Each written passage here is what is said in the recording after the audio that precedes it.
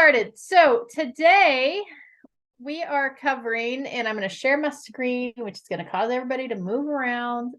We are doing a multiple offer comparison. I will throw the link for this Google sheet in the chat box in a minute so that you all can have it, really so that Abby can have it when she goes to share the video. But that way you guys have access to it. I'm going to share the blank one with you. Hold on. I'm just moving all the toolbars around. There we go. All right. So I have this. The question was last week was, do you have something for like a multiple offer comparison? And you may be like, Amy, you're so out of date. Like there are not multiple offers. There are still multiple offers, people. It took Maciel actually put her property, her listing into contract. It fell out of contract. They got no offers initially. They ended up with one offer. They put it in the contract. It fell out of contract, lucky for Maciel, because then she put her listing back on the market and then ended up with multiple offers coming in the second time around. So it does happen. You just have to be patient. Who else was it? Oh, maybe it was Maciel on your other listing, your friends that bought new construction, their home. It sat on the market for a couple weeks, like 2 or 3 weeks, and then you ended up with a couple of offers on there as well. So that's obviously Maciel's style. She likes it to sit for a little while before receiving. So the question was like, how do we present multiple offers? And just so everybody knows, there's lots of different ways to do this. And there's no one wrong or right way. I personally am not a fan of sending the entire offer over to my sellers to review initially. And the reason that is that it's confusing, right? Like it's confusing for us. You look at that grid and you're like, what the heck does this mean? So I tried to create a summary with the offer, and I did update it once they changed the RPA. So I updated it, and it just gives you a way to like put it on a piece of paper, even if there's only one offer, where it's more digestible for the seller than looking through a 15-page document or however long the RPA is now. So that's originally why I created this. And then as we went into the multiple offer scenarios, I added more lines so that you could side-by-side comparison the multiple offers. And I probably should have saved and shared the other one. So that's the blank one. This one has stuff on it. But let's see, hold on. Let me just see. Offer comparison. All right, this one does not. So let me share this one as well. This one I edited, and it's got a line. It actually calculated out for me the net offer with the seller credits taken out so that we are comparing apples to apples. So hold on, and I'll share this one in the chat box as well. We're going to go anyone with a link. Copy the link. Just so you know, when you take this and look at it, you will have to save it to your Google Drive in order to do anything with it. Can you email it to us? If you log your attendance today, then Abby will be happy to email you those links. Thank you, Abby. All right. So I created a spreadsheet and it's in order. As I said, I tweaked it once they released the new RPA. I tweaked it so it's actually in order for the most part of as you go down that grid in the RPA, it's kind of in order. So, or as close as can be with the pertinent information. Not every little detail is in here from the residential purchase agreement. So it's always a good idea to, send those over to your sellers for review and make sure you look through the residential purchase agreement. Like when you get multiple offers in, me personally, I like to receive offers through like HomeLight Listing Management. I think it gives a nice, clean, easy way for people to submit offers, and then it makes sure they don't get lost in my email or put into spam or anything like that. So I like to use a platform for receiving the offers, and then I plug them all into this form. It makes it super simple, and again, it allows it to be easily digestible by the sellers or by my clients, right? So I just, if there were only 6 offers, I might come in here. I've got lines for lots. I don't know how many. Hundreds. Anyways, and then you could always come in here, you hit control. I don't know if you knew this, you can highlight those columns from the top, and then you just right click on the column heading, like where the AF or AH is, or you could do a control click and you can hide those columns. So they can just poof, they're gone. That way you're only working with what you got. So on this property, we ended up with 6 offers. This is an actual like multiple offer comparison that I utilized. And keep in mind too, that when we look at offers, it's not all about the net, right? So we'll always have this conversation. It's not all about the net. But anyways, so here's how I put this in. I just have offers, 1 through 6. I don't put them in any specific order. It's usually like in the order received is how I put them into this. And then I mark on here who the agent is. So I never put any information regarding the buyers themselves. And the reason I do that is I don't ever want it to be like, oh, it was a discrimination thing. I could go back and show somebody if they were like, oh, you didn't accept my offer because of discrimination. I could go back and show them like, here's what my sellers received when we made an offer on this, when we reviewed the offers on this properties. It only has the agent's name on there. It doesn't have any identifying factors for the buyers at all. Okay, so we always I put the contract price, right? So I just go down the list, the close of escrow days, how many days, what the good faith deposit amount is, what the loan amount is going to be. It's automatically going to calculate the LTV or the loan to value ratio for me based on the sales price and the loan amount. So it calculates this one for me. I don't have to populate that. I put in the financing type here. I put in, I added a line for seller credits. This wasn't a thing, a year ago, and now it's a thing. So I put a line in for seller credits. And then the next line, the net offer, takes the sales price minus any seller credits and gives us our net offer amount, because that's truly what your offer amount is, right? If you're going in and making an offer on a property and you're asking for credits, this is truly what you're offering. It would be the purchase price minus the credits is that offer. Then I come in here and put if they have contingencies, the loan contingency, the appraisal contingency, the appraisal gap. So remember, if they offered 598, but they said, hey, we're good to go as long as it appraises at 588, then the appraisal gap would go, hey, here would go 10,000, because I know that that's going to be a $10,000 gap. Remember, we talked about the counter offers last week, and on all of our counter offers, the buyer, the seller multiple counter offer, it stipulates that if an appraisal gap is offered, the dollar amount stays the same regardless of what the final purchase price is, right? It's not so much about the price. I could put in 588 there, but I would actually put in the dollar amount. Then I've got my investigation contingency, access to property, and review of disclosures. Maciel, did you have a question?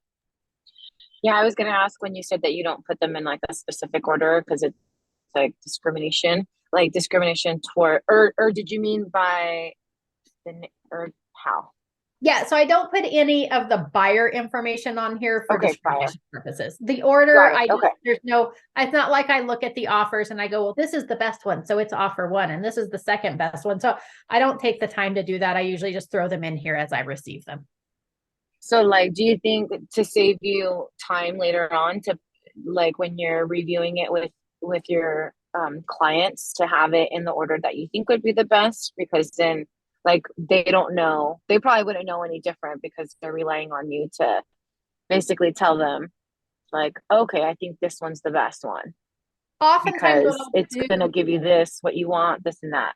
Yeah, so oftentimes what I do is I'll go in here, like if offer 3 was the best, I may go in here and highlight this offer and like change the color on it. So like, hey, this is the green one. That's the one I like the best. So I may go in there and do something like that to identify it, but I just don't worry about it. I just, as the offers come in, if I'm really Johnny on the spot, as the offers come in, I throw them into the sheet. And if I'm delayed, then usually I just pull them out of my email or pull them off HomeLight in whatever order they came in and just throw them on here. It just makes it easier for me to not have to try to like navigate what one's best and then move them around. Gotcha. Okay. But you could review all the offers ahead of time, kind of pinpoint what one you think is the best and put that one in, offer number 1, and then kind of work your way back. Absolutely. Review of disclosures. So notice I only have like 1, 2, 3, 4, 5 contingencies in here. There are 8 contingencies in the contract, you know, like there's the HOA, there's the leased and lien, there's some other things in here. Those aren't really that important to me, so I don't generally put them in here. So just a little heads up on that. I just have kind of the top 5 contingencies in here. And then does the buyer need to sell a home? Yes or no? If they need to sell a home, then I've got this secondary section here that's grayed out. Like this one needed 2 days to enter into contract. Their property was already in contract. How soon can I accept a backup offer and give them a notice anytime? You know, when do the time periods start and when is the deposit due? So I leave those lines in there. So if it is contingent on the sale of a buyer's home, I can put in those details in there so that we can compare that. The next one is time of possession. Like when do they get possession? It's, you know, all these were at recording. And then over here, the seller's going to remain after the close of escrow, what the deposit is and what the cost to my sellers is. So I have those lines as well. Okay. So I kind of provided space for everything. I tried. Here we have items to remain. I leave the default so that in the grid, there's some defaults in there, refrigerator, washer, dryer. Just so you know, I don't put microwave and the dishwasher on here because generally speaking, if it's attached to the cabinets or the dishwasher's in the thing, it's like, it stays with the property. Or the stove. I don't include the stove in here as well because, you know, 99.999% of the time the stove conveys with the property. So I don't worry about those. These are just kind of the other things. Do they want the refrigerator, the washer dryer, the video doorbell, security cameras, security system? Was there an above ground pool they wanted? The bathroom mirrors? I leave that in there just to remind the seller to leave the bathroom mirrors, potted trees and shrubs. And then I have other here on this line. So I just go in there if it's specific, like they had more than one refrigerator and they just identified that they wanted the kitchen refrigerator. So here I just put in kitchen. Here they wanted all the refrigerators, right? Washer, dryer, video doorbell. So whatever gets marked on that contract, I put it in here. I don't know why I put this stuff up at the top versus down here. Normally I would put it down here in the other line, the ET center, that's the entertainment center. These wanted the electric vehicle charging station. This asks for everything per the MLS, just so you know, if somebody puts in per MLS, if that's the offer we end up going with, you better believe that I'm probably going to counter or do an addendum to the offer, clarifying what is per the MLS. Because if it's not in writing and not part of the contract, it technically becomes this very gray fuzzy area. And even though they said per MLS, like I could go in there and change the MLS if they didn't have a copy of it, right? Yeah, so I was gonna say if it did say per MLS, if you got a screenshot, I guess then. Yeah, I would probably submit saved it, but the like offer. you said, just keep it. Yeah, so if I was going to submit an offer with a per MLS on it, I would absolutely attach a copy of that MLS report, and that way we could see what was identified in the MLS at time of offer. So yeah, and you could do that as well. You could do like with the offer when you accept it, you could print a copy of the MLS sheet. Circle the items that or highlight the items that we're supposed to convey and have everybody initial it just so everybody's on the same page. I just don't like per MLS. There's too much stuff that can happen there. So it needs to be identified somewhere on something. I don't know what's wrong with me today. All right. So there's all the things that could be included. I'm going to loop them in there. And then I have excluded. What do they not want? Like on this one, they didn't want curtains or the beverage fridges. So those were excluded. So if there's something that your seller has asked, like per the MLS, like the following items do not convey, they should be on the excluded section. Otherwise, this is my mental note. Like we need to counter those items or it will not be included. Okay. Here we have the natural hazard disclosure, who's going to provide it. And if they didn't specify, it's just seller. Seller gets to choose is what that means there for seller, so that I know.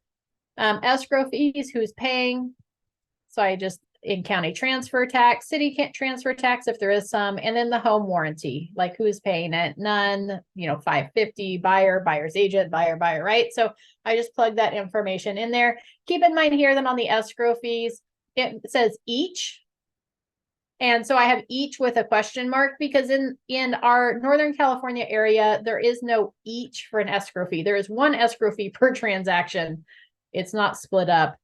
So that would need to get countered. So if there's questions there, something wasn't marked, I just mark it on here. This makes it easier for me to draw up my counter offer as well. If we're going to counter something, I'm still going to go back through the RPA when I go to draw up my counter or my multiple counter, but this gives me the items that I know for sure I need to pay attention to. And then down here, I have other terms. Here, this agent came back and they offered originally at $585. They were willing to come up to $595, $600. The agent's going to credit $2,975 towards the buyer's $13,000 seller credit. And I made the adjustments above. So if you come back up here, I've got those adjustments. So they verbally came back, I think. I don't think they actually submitted a counter. They could have submitted like an addendum to their offer, but I just marked it up here, what changes they were willing to make. So I increased the price and I decreased the credit to bring it to that number. So I made sure to make notes that I came in at that. And then I have a summary line down here. So just little notes, things that I want the sellers to be aware of, or what I think should be countered, or which one I like the best might be in here. So this one, it's VA, so require a clear pest inspection form 33. Same thing here, asking for clear section 1 pest and assume loan and contingent on the sale or house. This one's just a mess. It's VA, so require clear pest form 33 and offering appraisal gap of 15,000. These people, it's red. They ended up withdrawing their offer. I still included it. I had already drawn it up on here and I did tell them that we'd received 6 offers. So I went ahead and included this one on here to let them know that we received 6, but the offer number 6 actually withdrew their offer. So, so that's kind of the grid that I have. I have a recommended response. I have summary recommended response. So if I had a recommended response, I could put it in here at the bottom, whether we should counter, what items I would counter on, which one I think is the best. So you could go into detail on that. When I go to print this one, just so you know, you can go file, download. I don't think it'll work this way, but let's try it. Oh, it will. Okay. So when you hit download, so go file, download on Google Docs. We're going to wait for it to pop up, but you can change this. Oh, I need to fix that. You can change the scale to fit to page. So that's usually what I do. So hold on, let me hit cancel again. And then what you can do is you can come over here and highlight the columns that you want.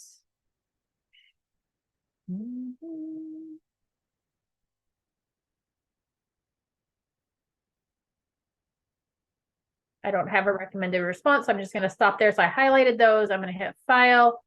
I'm going to hit download PDF. I'm going to hit, I can come over here to the top where it says current sheet and hit selected cells. And then I hit fit to page. So that puts everything on one page, which makes it easy to do a side-by-side comparison on. If you get too many, it can make it a little small in the print.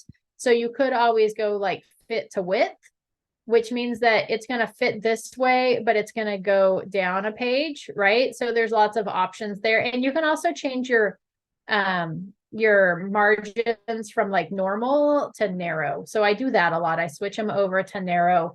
You can also, if you had more than like 6 offers or so, you could go landscape on this, which would also help. So it helps keep it big because it spreads it out further. But it's just going to go down the pages. So there's a few different ways to do that. Once you have it set how you want to, like if I wanted to go fit to page and go portrait, then you hit export and it's going to download that PDF for you that then you can send over to your seller. So I generally speaking don't actually share the Google Sheet with them. I download it. I probably could have accessed it up here. I download it a PDF, and then I'll email them over or bring the PDF over with me. Oftentimes, even if I'm going to review offers in person with them, I will still email them over the offer comparison so they can kind of review it before I get there. And then I'm going to bring a copy with me as well for them to have and hold in review. So I like that PDF version of it. So that's kind of my offer comparison spreadsheet that I utilize. What questions do you all have so far?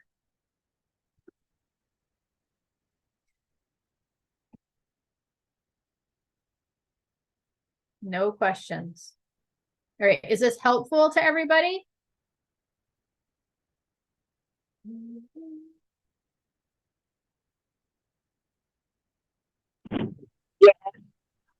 Sorry. Fabulous. Good. I got a thumbs up thank you, Ralph. So super helpful. You can go again to unhide these. Remember, I hid these columns at the beginning. If I highlight these last two columns, and then right click on it again, I can unhide columns. And it'll pull up those ones that I hid. Right? So those are back in there. So just so you know, you do that. If maybe like, you know, I could have, this was offer 6 that was withdrawn. Maybe I had an offer 7. You could always go in here, and if something canceled or withdrew, you could always hit hide the column, and now that offer's gone. So you can take that one out without having to necessarily delete it if you didn't want to. And then of course, when we are looking at offers, remember I say it's not always about this bottom price. So we might look at the net offer amount. These were all fairly close. I mean, there was one that kind of was off the mark, but you've got, you know, 589, 585, 580, 586. So, you know, there's not one versus the other, which, you know, is more right than the other one. I think this one, I actually put it in the contract, and I feel like the seller bailed, or buyer was bailing, and then not the seller, but the buyer was bailing. And then I think I threw it back in the contract for the same amount, but with somebody else, but I don't remember exactly. Anyways, right. So we're looking at these loan contingencies. Can I get these shortened up? And don't get me wrong, I will, you know, call the agents that I would prefer to work with. Maybe I've got somebody that's been communicating with me this whole time, and maybe they came in like at this, like 580,000, but I really like this agent and the way that he's communicating, and I like everything else, but it's just a little far off from the competition. I might call up that agent and be like, hey, I really liked your communication. I really liked you know, you touched base, everything about your offer was great, except that with that $14,000 credit, it just brought your net offer to my sellers down a little much. Like, is there a way, like if we shorten that you know, credit to 9,000 versus 14, can your buyers still make that work? Right? Like, let's have a conversation about it and see if we can get our favorite up to where we need to be competitive. And especially in a multiple offer situation like this, like this person here, I think it was this person. No, this one here, Anderson stayed in contact with me and kept calling and checking in, and is like, hey, what do we need to do? And so it was like, well, you need to be higher, right? So then they submitted a change. And I always like, let's say that we're the first week on the market. If I've got an offer review date, or even if it's not, even if we're 2 or 3 weeks and now I've got multiple offers, I'm always going to reach back out to all the agents I received offers from and say, hey, just so you know, we received 3 offers. We're going to review them tomorrow, but if you want to make any changes to your offer to be more competitive, please just let me know, right? And then some people will ignore, some people will like submit a change to their offer, but the really good agents, they'll call me up and be like, hey, so you got 3 offers. Where are we in that mix, and what do we need to be, right? So now I'm determining like, how committed are they to getting this property, right? So, and then I give them that opportunity to make changes. My goal is that I don't want to have to counter anybody. I want to just be able to pick an offer and accept one.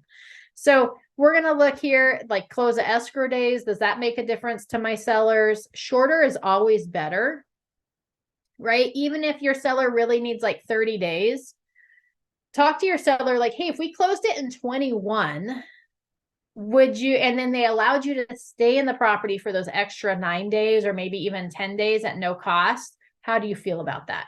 Right? Because if I can get this thing closed in 21 versus 30, then it's a done deal. It's closed. I don't have that extra week sitting out there floating about waiting for it to close where something might fall apart. So sooner's always better if they will allow us to meet the needs of our sellers. I don't necessarily, I would rather take a VA offer than I would an FHA offer. Now that's changed a little bit. Well, the rates have kind of gone back, but there for a while, right? It was better to go FHA than it was to go conventional. The rates were better. So then it was like a question of, do they have to go FHA, or is this something they're choosing to do because the rates are better? Like, let's feel out who these buyers are and how qualified they are. But the reason I would normally rather go VA versus FHA is that oftentimes FHA is either short on funds or they're short on credit score. They are not the most qualified buyers. So oftentimes I'd rather go FHA is probably my least chosen loan type. I like VA. I like conventional. I like cash. So, and then we also want to make sure that we have that conversation. If it's VA, we know in California that they're going to require a clear pest inspection or a clear Form 33. So I always want to have that question with the lender when I call to verify the buyer's information, is if they will clear the pest off a Form 33 versus having all the work completed. Right? That's a big dollar difference. A Form 33 just verifies that there's no active infestation of termites or wood destroying pests. Okay, there's like wood boring beetles and such. So it's wood destroying pests. That's what the original VA rule was in California. That's what it was intended to do, is just make sure we didn't have active termites. It wasn't, oh, the Section 1 dry rot and all these other things needed to be repaired. That's just became what it turned into. But now they've kind of gone back to the roots of, we just need to verify that it doesn't have any active infestation of bugs. So will the lender accept that? Because that's a big cost difference, right? So I always want to verify that with our VA offers. I may have conversations with the agents of, hey, can we tighten up these contingencies? Like, I don't like leaving things floating around out there for almost 3 weeks, especially if you're going to close in 21 days. You should be able to remove this loan contingency in 14, right? So we may want to tighten those up. Do they have to sell a home? If I've got a no, and then I have this one here that's got to sell a home, even if they were the highest offer, they are not my best bet. They probably just got booted out unless they were significantly higher. They were coming in cash and we had no contingencies, right? Like there would have to be some compensating factors to make this one the strongest offer. And then down here, like stay go, I just want to make sure like, hey, are you okay with leaving the fridge, the washer dryer? Usually I've already had this conversation with my seller, so I know what their answer is, but this gives me my items of which I need to counter. Like, oh yeah, we didn't want to leave the fridge. So I know that when we respond to that offer, I need to have a conversation with the agent of the sellers aren't wanting to leave the fridge. Is that going to be a deal breaker? And just so you know, generally speaking, when I go to counter, I usually have a conversation with the listing agent first, or with the buyer's agent, not the listing agent, with the buyer's agent first of, here are the items that we're, how do you think your buyer's going to respond? Right? I don't want to have this back and forth ping pong game of counter offers. I want it to be like in and done. I want to wrap this thing up and get it in contract. So I kind of want to have these conversations up front about how does your buyer going to respond? They don't want to leave the fridge. They're willing to leave the washer dryer, but they don't want to leave the fridge. Are you okay with that? Or you mark the kitchen fridge and they really don't want to take the beverage fridge with them either. Are you okay with us leaving all of the fridges, or should we try to sell it? Right? So we may have conversations like that ahead of time. And then we're going to look at, the who pays. Again, not a deal breaker, but just to be aware. And you can usually tell like who's a out of area agent versus like area agent by how they spell these terms out if they're not paying attention. So, anyways, so we're just looking at these. Are we going to counter on those? Are we going to accept them? If I know that we're splitting the county transfer tax, or we're splitting the escrow fee up here, does the net still make it worth it, or does that then kick them out? Because that's going to be about $1,000, right? So to split it, it's going to be like $500 or $600 each. Does that now kick them down a little bit where they're not as competitive. So we just want to pay attention to those items. There's not one wrong or right answer for the offer that gets accepted. For some sellers, you know, who knows? They may be like, oh, actually, we ran into one of the buyers. Did they make an offer? And you can be like, yeah, they did. They're offer number 3, right? If they're going to ask you questions like that, you can let them know which offer that is. Or you can let them know too. It's also appropriate to be like, they did make an offer. I would prefer not to disclose to you which offer because you hired me to help you make a business decision. And the second I tell you which offer they are, it becomes an emotional decision for you versus making a decision based on the best offer that was submitted based on price and terms, right? So it's okay to say that. That's the same reason we don't submit buyer letters to our sellers, right? Is it becomes an emotional decision versus a business decision. And in fact, keep in mind too, that per your listing agreement, unless you check the box, the default is that you are not going to present those offer letters if anybody has submitted one to you with the offers. So the default is don't do it.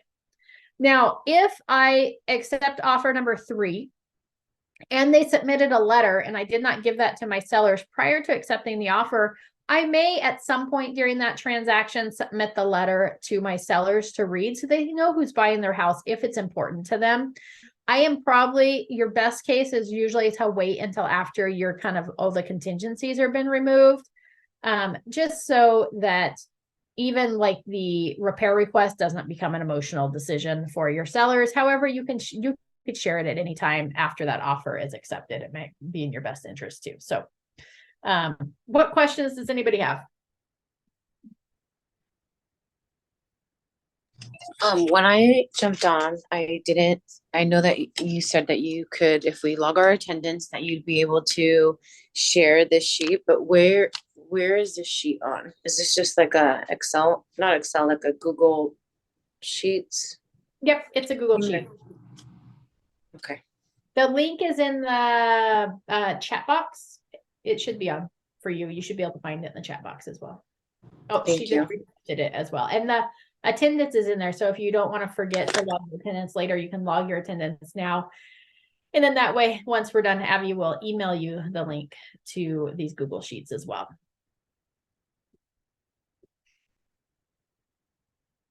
Any other questions, thoughts, concerns?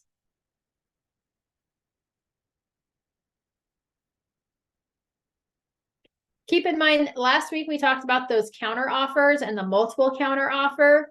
We could multiple counter offer all 5 offers. And sometimes I will do that. Sometimes if the offers are really close, I may have like my favorite, like right now, you know, just glancing at this one again, I don't actually remember which offer we ended up going with, but let's say we went with Jones Kim as our primary offer. The net's a little higher. There's nothing, maybe I'm just going to tighten up a couple of these contingencies, although they're not bad. The appraisal and investigation are both 10, but I'd probably just tighten up the loan contingency because we're supposed to close in 21 days. Anyways, let's say this is like I'm pretty sure we're going to accept this one. So I might just do a small counter of, hey, can we tighten up that loan contingency to 14 days? Or, let's see, I don't think they defined who the natural hazard. So I may counter on natural hazard to be provided by, right? So I might like clear those out or clear up this escrow fee situation with them. And then I may counter some of the other ones. Sometimes I do what I call like a Hail Mary counter, like, hey, I'm going to try to call your bluff. So you came in at like 598, but you're asking for this. I like your offer, except for like this big credit in here. Or maybe I'm concerned that it's not going to appraise. So, hey, your offer is great, but I want you to guarantee like a $10,000 appraisal gap contingency that if it doesn't appraise, or if it doesn't appraise, that will reduce the seller credit by the amount that the appraisal doesn't appraise first before renegotiating price, right? So we might do something like that on like, hey, I'm trying to call your bluff. Like you threw this offer in here. I really don't think it's going to appraise like that. Like, are you going to step up to the plate or are you going to bow out? Right. And then I have my other like mediocre ones like, hey, if we could get this one up just a little bit more, like we're only, 4,000 off. if we could get you up a little bit more, then your offer would be a lot more competitive, right? So there's some strategy to that multiple counter offer as well. And I generally don't like the highest and best by a specific date because it doesn't give anybody a target of what to shoot from. Like if I tell this person at 575 highest and best, they're going to come in at 580. So they really need like you're way off the mark and we need you to come up and here's where I need you to be. Right? Marcial, Yep. question? Was this your Dixon listing? This was the Dixon listing. What was the list price? I 575? want to say, yeah, I think it was 575. 575 or 580, somewhere in there. Okay. I was just trying to see what their offers were. And so I'm trying to remember during that time. So was it a thing for the sellers to give a credit during that time? Because there's so many of these people that just put seller credit. Yeah, that was right On as the interest rates were starting to go up. And so I was a little surprised that even with a multiple offer scenario where everybody knew there were multiple offers, that almost Mhm. everybody still asked for credits. Right. And that's what I was trying to determine. I'm like, okay, so if list price was 575, I see they went over. Like Yep. these are like random seller credit figures, like 11,960, 10,025. Like, Oh, maybe because they're this one was higher. It was like 13,000, but then the buyer's agent was willing to credit some of their commission towards their buyer's credit. I think they were offering like a 0.5% of credit towards this or something. I don't know how they figured out their so dollar how amount. does that happen? Like if we are one, our brokerage probably has to agree or no? That we can use our commission towards there. How does that work when you do give some of your commission towards your buyers offer? So ultimately, if you're no longer in, if it's not a Zillow Flex Lead or you're not in the Menti Mentor program, then it really doesn't matter because you're going to pay your transaction fee off the purchase price, off the sales price, not off the commission. So ultimately, you can do whatever you want with your commission at that point, right? So you don't have to get approval for it. If we had gone with this offer, because they were willing to credit the buyer, I wouldn't have dealt with how the buyer was coming up with those additional funds. I would have just reduced the seller's credit to 10,025 and then let the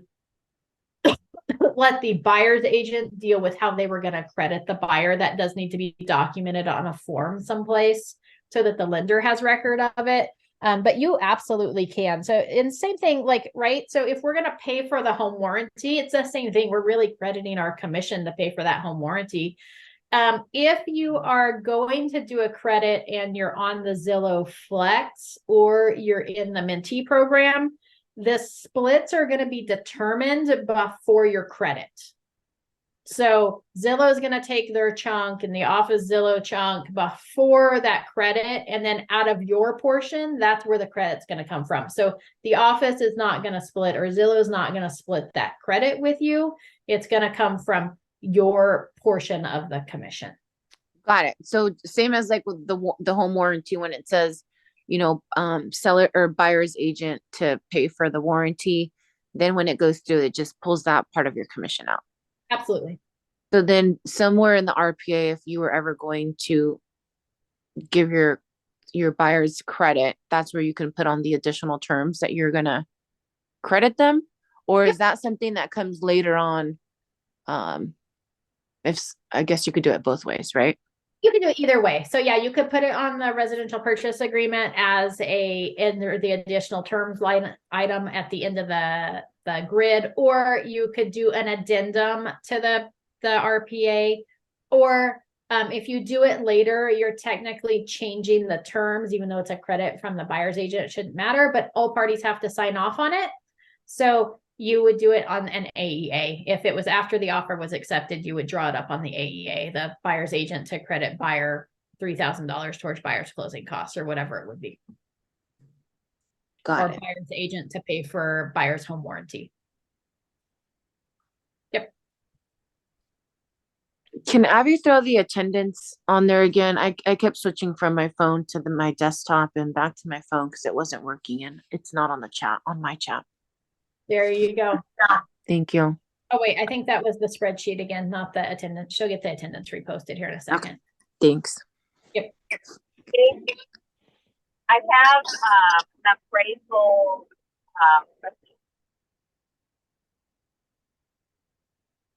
Adriana, I lost you. Can you hear me? Yep, you have the I have the appraisal and that's all I heard. Yeah. So if we're representing the sellers, if the appraisal comes up higher than the listing price, are they going to tell us that, or only if it appraises, or it comes lower? Yeah, so there is, if it's a conventional transaction, there is no responsibility of the buyer's agent to disclose the appraised value to you outside of we're good to go, right? So usually they say, oh, it came in at value, right? Or they might say something like, we're good to go with the appraisal on value. And there's no conditions, right?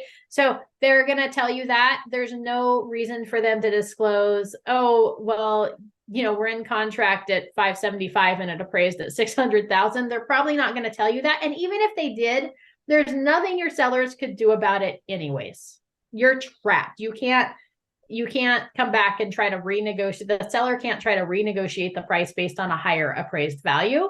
Now, if it's a VA or an FHA, per the contract, per the residential purchase agreement, you absolutely the seller can receive a copy of that appraisal. The main reason being is that appraisal stays with the property. If for some reason those buyers cancel, and then you put it, if you had a VA buyer, you're going to put it back in the contract with another VA buyer, they're going to pull that appraisal back over into the new file. So it's going to affect you moving forward.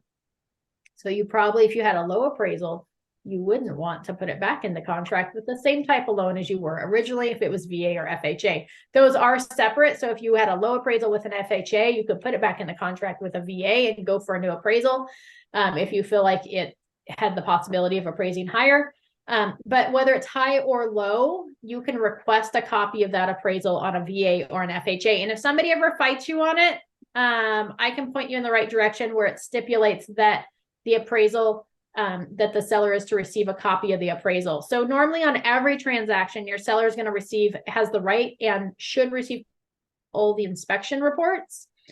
Mm-hmm. On VA and FA, in addition, they can get a copy of the appraisal. But not if it's conventional. Not if it's conventional. Now, I still usually ask, even if it's I like to look at appraisals. I think it's fascinating to see where the adjustments are and what comps they use, because I always do the appraisal packet for my sellers. So I always want to see, oh, did they use the same comps I did, or did they use different ones, or what kind of adjustments are they making for the solar these days? So I think it's fascinating. So I usually will ask, if I've got a buyer's agent on there, I'll ask them if there's a possible way for me to get a copy of the appraisal. Usually if it came in at value, they're usually like, sure, I can give you a copy. If it came in over, then they're usually more reluctant to hand it over. Yeah. Okay.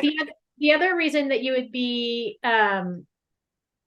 required to receive a copy of that appraisal, if it was conventional, is if the appraisal came back with conditions, which, 3 years ago, I would have been like, conventional appraisals never come in with conditions. You're never going to get a repair request from a conventional appraisal, but you're seeing it more and more where conventional appraisers are going well beyond their scope, and they're starting to put subject to on there. So if there's ever a subject to appraisal and they're asking for repairs for an appraisal condition, you absolutely should get a copy of that appraisal so that you can see what specifically that appraiser is asking for.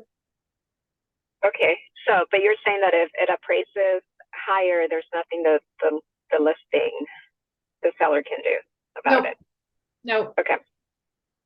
I mean, if it came in higher and you caught word that it came in higher and the buyers were doing something that was causing a breach of contract, then you could be more Johnny on the spot with your notice of um,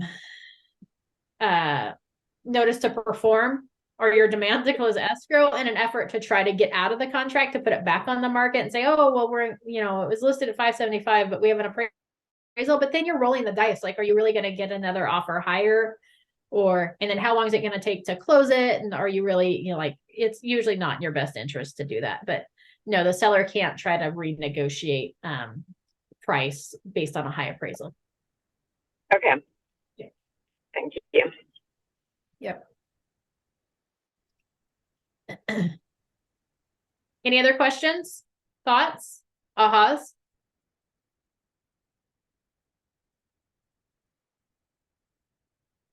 With that, it's been a while since I've covered my appraisal packet,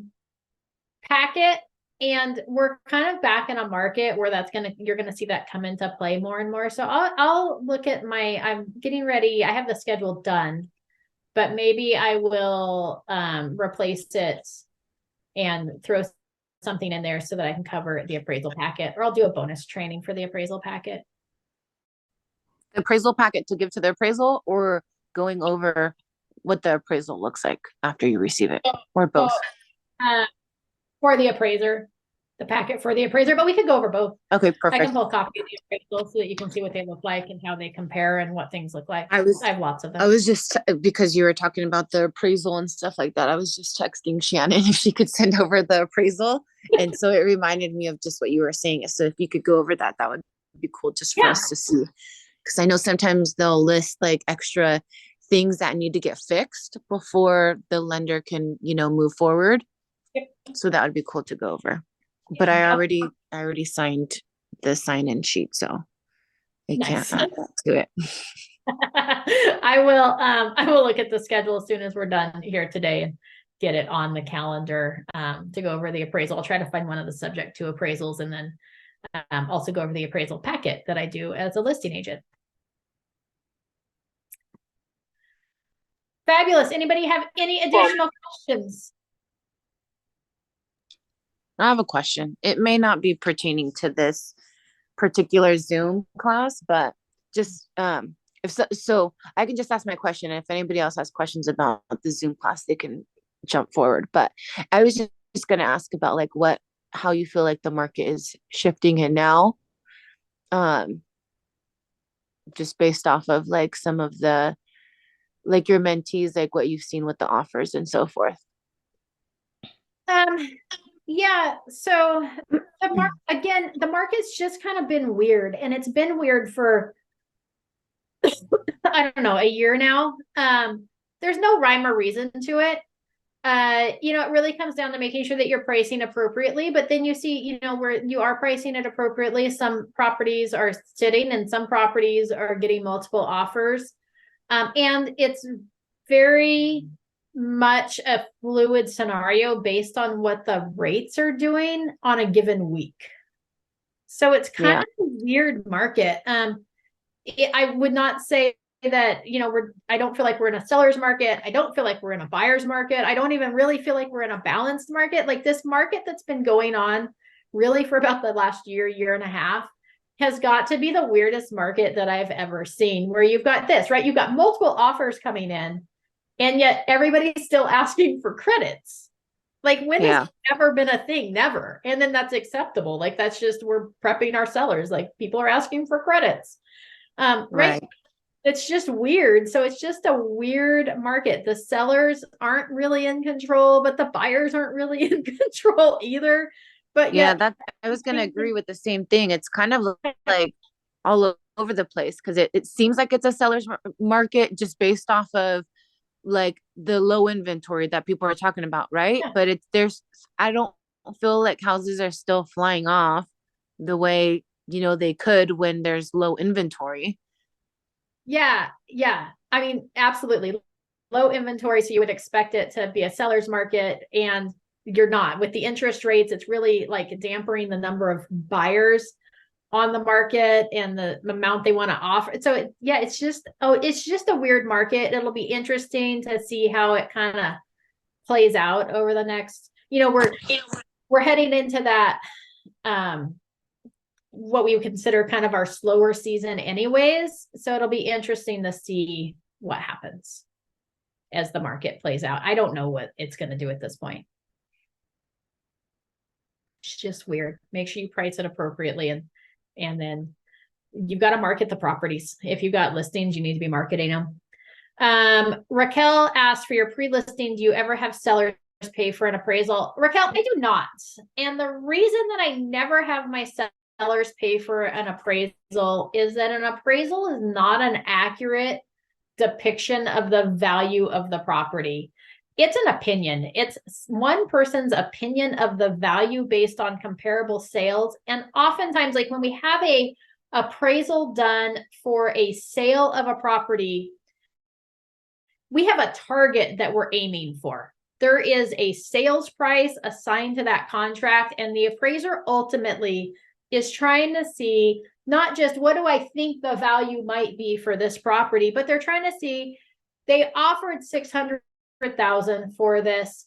Is the property worth $600,000 based on the condition at time of inspection and what I'm seeing as far as comparables? So they have a target that they're working for, which helps us to get a value for a property. You'll notice oftentimes that when you order an appraisal and there's no purchase involved, like maybe you're doing an appraisal for like a property is being left to somebody, because you normally need a value on that to figure out the estate value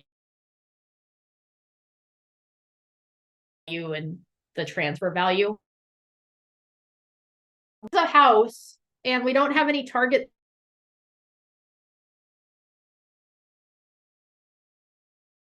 that we're working for, and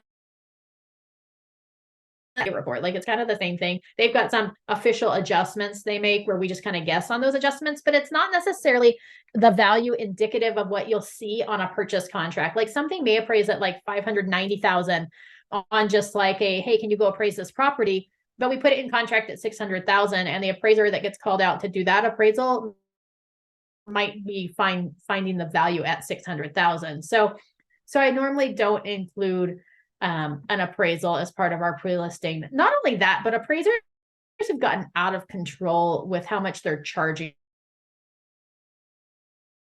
You know, whatever dollars is just out of control for an opinion of a value of a property. And so, not that I'm discounting what they do, because they're important roles in our transaction. In fact, the entire transaction hinges on what they decide their opinion of the property value is. So it's an important role, but that's why I would order an appraisal as part of our pre-listing package. If you had a unique property, maybe like random, unique out in Napa, it's got lots of different things going on with it, and you're having problems even finding a comp to be able to like guess at a value, I might guess at a value first and throw it on the market. And then if we're not getting much action after about a month, then maybe an appraisal might come into play. Who knows? But that wouldn't be my first choice. Yeah, San Diego is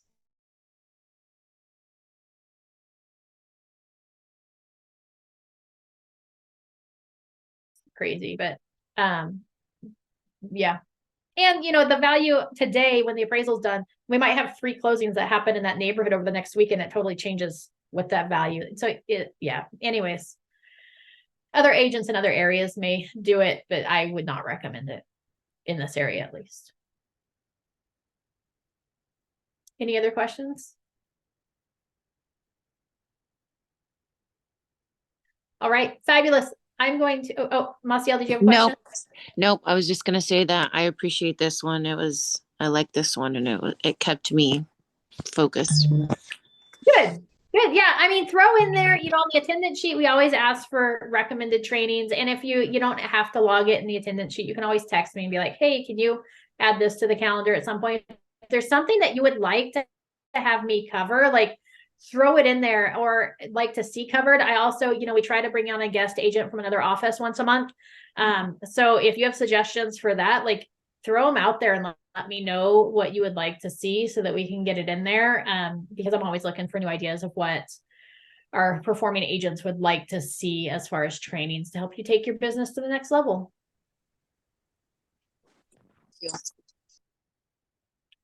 Fabulous. Well, I hope everyone has a great day. Remember, we're back tomorrow. We're covering it's open forum for our forms library or car forms library tomorrow. So it's Forms Thursday and it's open. So if you've got a form that you're like, Amy, I'm not sure I'm doing this right, or I'm not even sure how to interpret this to my buyers or my sellers, or when would you use this, or what is this form? Like, feel free to hop on and ask questions. I have no agenda tomorrow for that. And then next week, again, just a reminder, there's no trainings next week. I'm taking a bye week because it's Labor Day week. I'd say it's back to school week, but that's a lie because I don't have any kids in school anymore. So sad. And then we'll be back with a new schedule that second week of September, and that schedule will come out this week. I just realized there was a couple of things that I had errors on yesterday, so I just have to fix those before we can publish that new schedule. So watch for that. It'll be coming out on the Foxhole, and it'll come out on GroupMe, and we're going to work on transitioning over to Slack, so you'll see it pop up there as well. So anyways, I hope you all have a fabulous day, and I'll see you tomorrow for Forms Q&A. Bye, everybody. Toodles.